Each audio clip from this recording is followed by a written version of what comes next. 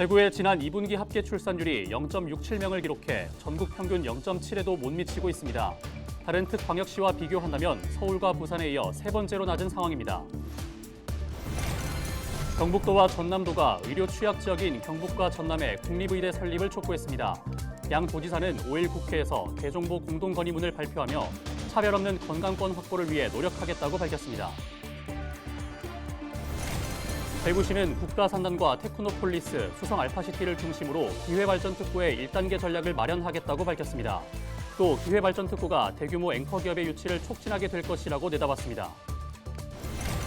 경주시가 청년 신골든 창업특구 조성 사업에 참여할 예비 청년기업 5개 팀을 선정했습니다.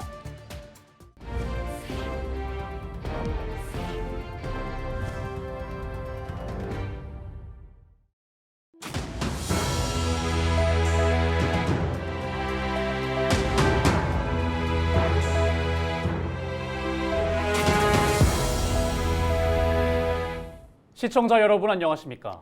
헬로티비 대구 경북 뉴스입니다. 대구의 지난 2분기 합계 출산율이 0.67명을 기록해 전국 평균 0.7에도 못 미치고 있습니다. 다른 특광역시와 비교한다면 서울과 부산에 이어 세 번째로 낮은 상황입니다. 보도에 박군수 기자입니다. 20년 전인 2003년 대구의 인구는 역대 최고치인 252만 9천여 명이었습니다.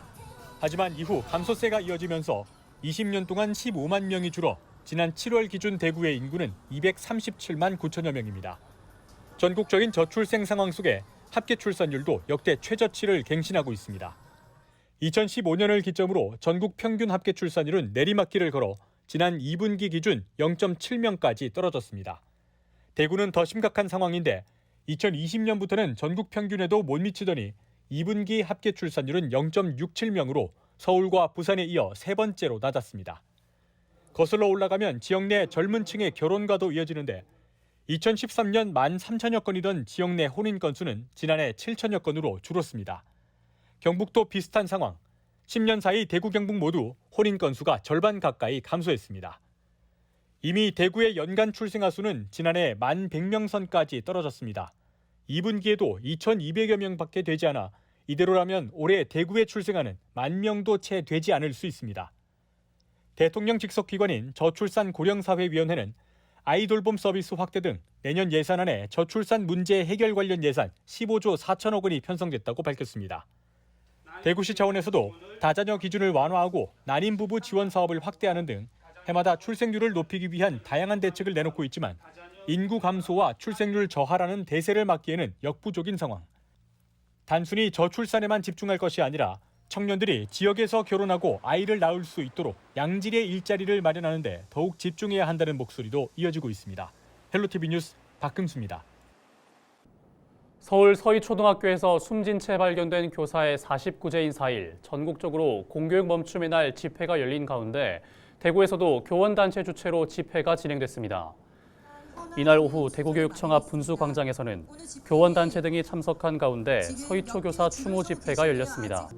참석자들은 교사의 정당한 교육 활동과 공교육 회복을 촉구했습니다.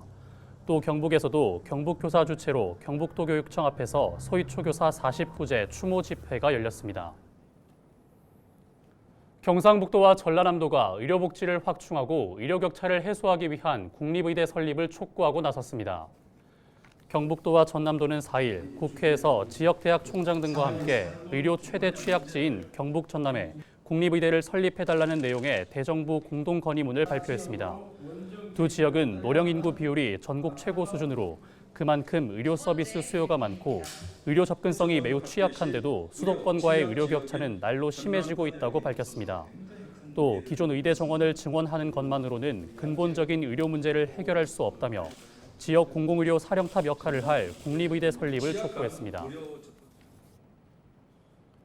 대구시는 정부의 지역균형발전 정책의 핵심 수단인 기회발전특구가 대규모 앵커기업 유치를 촉진하게 될 것이라고 전망했습니다. 대구시는 4일 국회의원 회관에서 국민의힘 양금희 국회의원과 함께 대구 기회발전특구 국회 포럼을 열었습니다.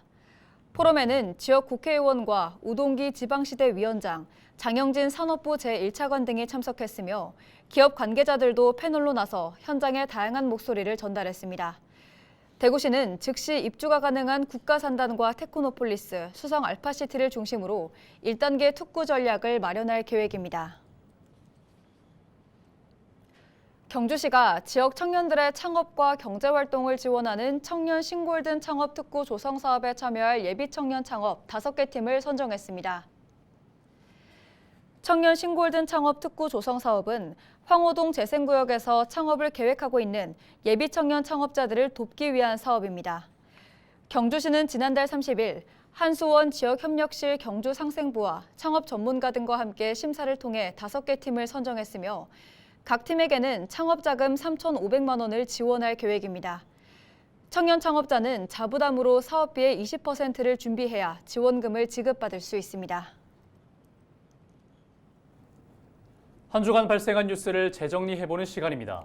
지난 한 주 동안 주요 이슈는 뭐가 있었는지 이상원 뉴스민 기자를 통해서 이야기 나눠보겠습니다. 화상 연결해봅니다. 안녕하십니까? 네, 뉴스민 이상원 기자입니다.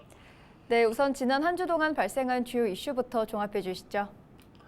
네, 대구 최대 축제로 자리 잡은 치맥 페스티벌이 성황리에 마무리됐다는 소식부터 전해드리고요. 선거법 위반 혐의를 받는 경북 기초지자체장 재판 소식 살펴보고 시민들의 정책 토론회 청구를 거부한 대구시가 행정심판대에 오른다는 뉴스도 전해드립니다. 네, 올해로 11주년을 맞는 치맥 페스티벌 성황리에 마무리됐다고요? 네, 지난달 30일부터 두류공원 일원에서 개막한 치맥 페스티벌이 3일까지 이어져 성황리에 마무리됐습니다. 올해 페스티벌은 세상에 단 하나뿐인 치맥의 세계를 컨셉으로 해서 사회, 경제, 문화적 확산뿐 아니라 글로벌 축제로 도약한다는 게 목표였습니다. 지난해 전 좌석이 매진된 프리미엄 치맥 라운지는 2배 규모로 늘렸고 눈 내리는 치맥법, 8090 감성포차, 에코 프렌들리 스탠딩 바 등 다양한 볼거리와 즐길거리로 채웠습니다.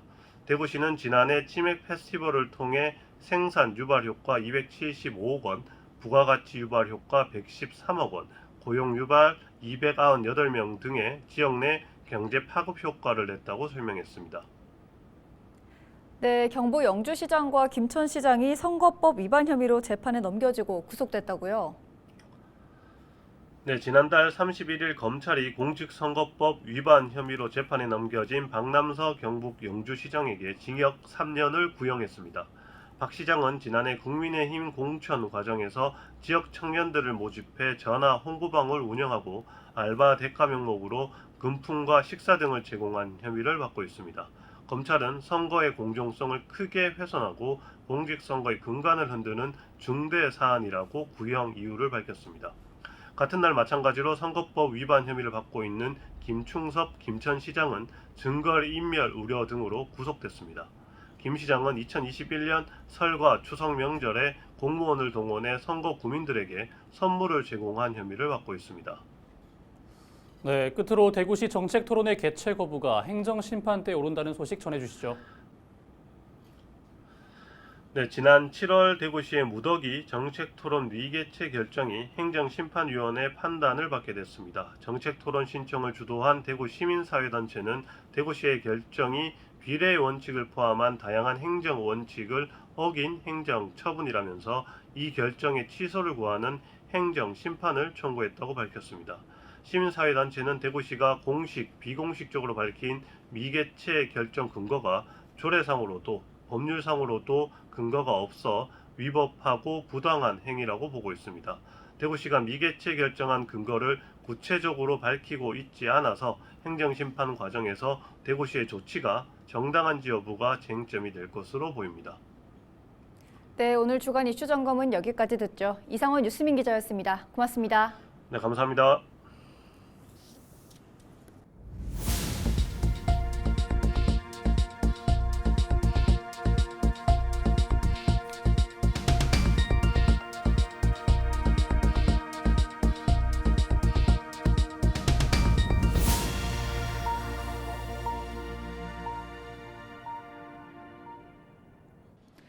올 하반기 들어 기름값과 공공요금 등이 줄줄이 올랐습니다.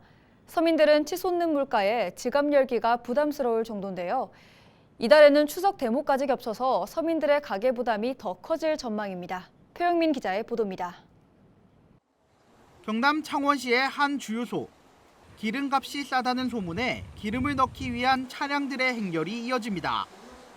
지난 7월만 해도 1,500원대에 머물던 전국 휘발유 평균 판매 가격이 최근 1,700원대까지 오르면서 나타난 현상입니다. 운전자들은 연일 오르는 기름값에 한 푼이라도 아낄 수 있는 곳을 찾고 있습니다. 너무 많이 올랐대. 그 많이 올랐는데 그 올라온 거 뭐 어쩔 겁니까? 그냥 뭐 15일에도 싸면은 싼 데다 세를 넣고 이래 합니다. 조금 멀어도 지금 반소이거든요. 여기까지 옵니다. 좀 멀어도. 훌쩍 올라버린 공공요금도 서민 가계 부담을 가중시키고 있습니다. 올해 들어 택시와 버스 등 대부분 지역의 대중교통요금이 인상됐고 전기와 가스요금 부담도 가구당 평균 4,000원 정도 늘었습니다. 소상공인들의 상황은 더 절박합니다. 작은 식당을 운영하고 있는 손병훈 씨는 가파른 물가 상승이 무섭습니다. 62제곱미터 규모 가게에서 8월에 청구된 전기요금은 74만 원으로 7월보다 40% 이상 올랐습니다. 더위로 인한 에어컨 사용을 감안하더라도 부담이 클 수밖에 없습니다.